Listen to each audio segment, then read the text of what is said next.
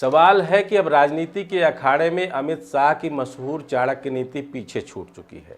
उसकी वजह 3 नई नीतियां हावी हो गई हैं और उनकी जगह पर पहली है मूवी नीति, जहां चुनावी परिदृश्य को सिनेमाई फ्रेम और इमोशन में पैक करके जनता तक पहुंचाया जाता है।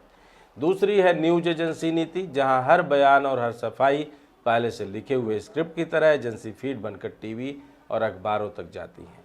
और तीसरी है संस्था नीति, यानी वो एजेंसियां जहां जांच और दबाव के औजार विपक्ष की आवाज़ को दबाने और सत्ता की ढाल बनने का काम करते हैं। यह वही नया दौर है जहां संसद बहस का मंच नहीं बल्कि एक औपचारिकता भर है, सड़क नारे का घर है और जनता तक पहुंचने वाला सच उन संस्थाओं से होकर आता है जो अब तटस्थ नहीं रहे बल्कि सत्ता की रणनीति का हिस्सा बन गए हैं। नमस्कार, मैं डॉक्टर विजय शुक्ल। लोकतंत्र की असली लड़ाई अब संसद की सोने सी ठंडक में नहीं बल्कि सड़क पर उठते नारे, आंखों में तपिश और संस्थानों की चुप्पी में चल रही है। अब सवाल यह नहीं कि बहस कहाँ हो, सवाल तो यह है कि क्या बहस हो रही है। राहुल गांधी का वोट चोर गद्दी छोड़ नारा सड़क पर गूंज रहा है, एक नैतिक चुनौती जो जनता के साधारण मन को छू रही है। लोगों को लगा कि वोट की ताकत ही अब सत्ता का आधार नहीं रही। इस प्रश्न से जुड़ी हुई नैतिक संकट कुछ असल कहानी कर रहे हैं। लेकिन क्या सचमुच हर हार सत्ता की चोरी थी? हर चुनाव परिणाम में वोटों की अनदेखी की गई?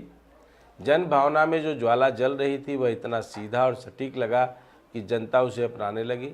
यह एक राजनीतिक सच्चाइयाँ उड़ाकर जनता की गारंटी चाहता नारा था। भाजपा इसे हल्के में नहीं ले सकती थी। वोट चोर की भाषा जनता की जुबान पर चिपक चुकी थी और वहीं से तर्क की चूक से भी ज़्यादा असर था।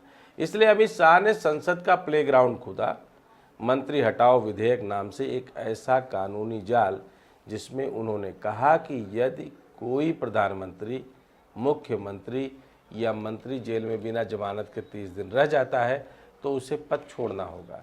यह तर्क संख्या बल से मजबूत था, लेकिन उसकी शैली संसद की त्वरित भाषा और जनता की भावनाओं से कमजोर थी।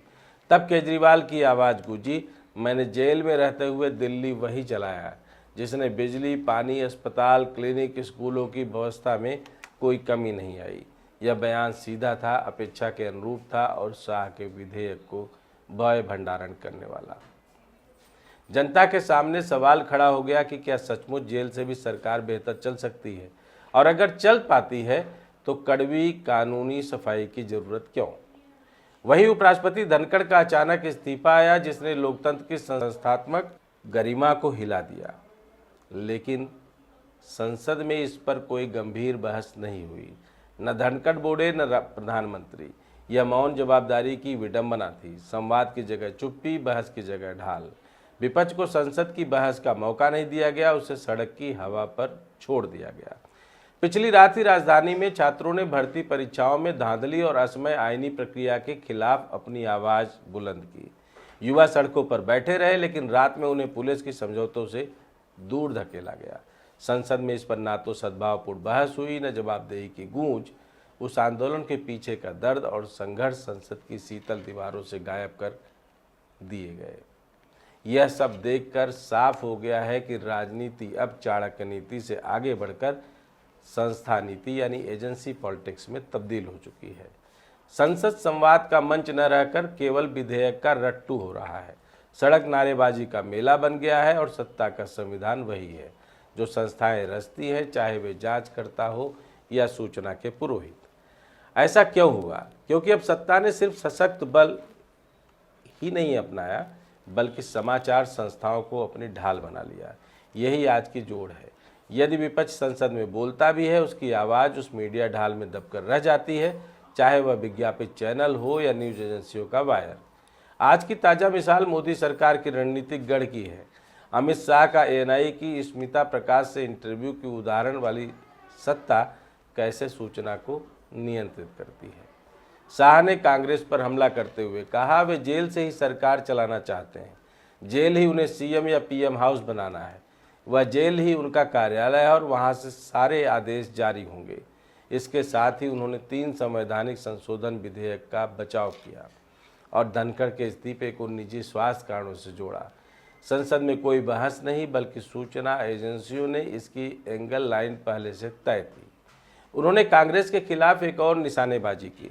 लखनऊ में मनमोहन सिंह द्वारा लाया गया अध्यादेश फाड़ने पर सवाल उठाया और चिताया कि अगर नैतिकता थी तब थी, आज क्यों नहीं। यह सब रूपात्मक बयान था जिसे एजेंसी के माध्यम से जनता तक पहुंचा दिया गया, ताकि नैरेटिव विपक्षी तर्क के बजाय वैसा हो जैसे सत्तायू चाहे। इस तरीके ने बहुत कुछ स्पष्ट कर दिया। सत्ता अब संदेश संसद से नहीं, लेकिन संस्थानों और मीडिया के तारों से आती है। वह पार्टी जो जनता को जवाबदेही और न्याय का वादा करती है, जो दुनिया की सबसे बड़ी पार्टी है, वही अब आवाज़ को हिसाब नया ढंग से मैनेज कर रही है।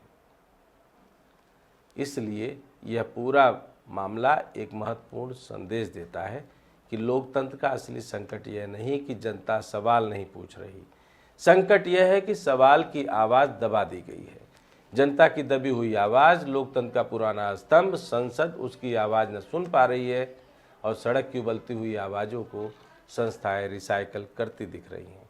बात सीधी है, अगर लोकतंत्र को फिर से जीवित रखना है तो हमें संसद को बहस का मंच, सड़क को नैतिक चेतना का आवाज़ और संस्थाओं को निष्पक्षता का प्रहरी बनाना होगा। तर्क को दबाने का बल, मीडिया को दिशा देने का अधिकार, दोनों लोकतंत्र के सिद्धांतों के खिलाफ है। और जब तक यह संशोधन नहीं होता, तब तक यह गद्दी छोड़ महायुद्ध केवल एक तमाशा ही नहीं, जिसकी गरिमा सिर्फ सुर्खियों की गरिमा बनी रहेगी, जनता की नहीं। जय हिंद, जय भारत।